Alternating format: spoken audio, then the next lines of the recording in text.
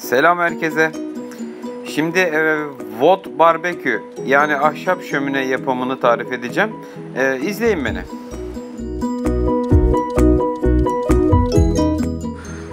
...0.50 milim kalınlığındaki galvaniz sacdan davlumbazımızı hazırlıyoruz ve boruları 10 santim folyolu izocam ile izole ediyoruz.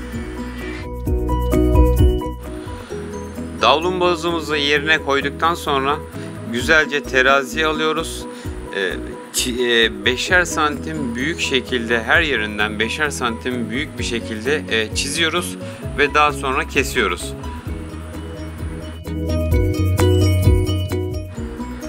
Cam yünümüzü davlumbazımıza göre kesiyoruz ve cam yününü yerine tutturuyoruz ve daha sonra davlumbazımızı yerine monte ediyoruz.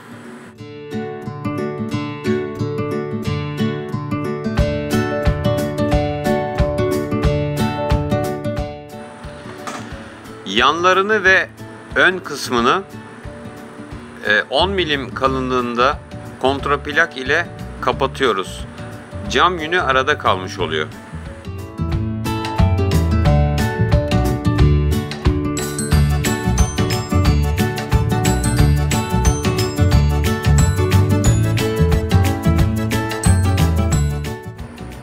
Evet, şöminemiz kısmen hazır.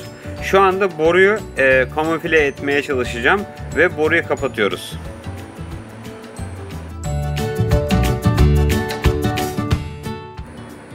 Her yerini siyah mat ile boyuyoruz. Buradaki amaç odunların arasından arka fon siyah gözüksün.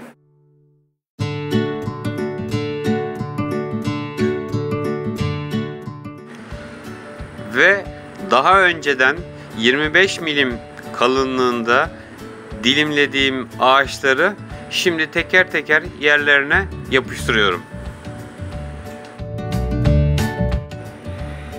Yapıştırmada kullandığımız ürün iyi bir çekomastik olursa daha iyi olur.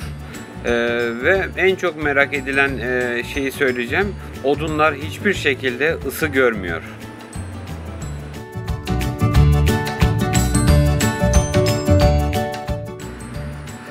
Evet, böyle bir şömine yapmak isteyen arkadaşlara bir tavsiyem olacak.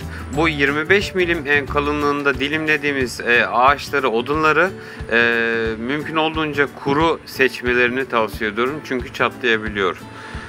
Bu arada beni izlediğiniz için teşekkür ederim. Kanalıma abone olmayı lütfen unutmayın. Teşekkürler.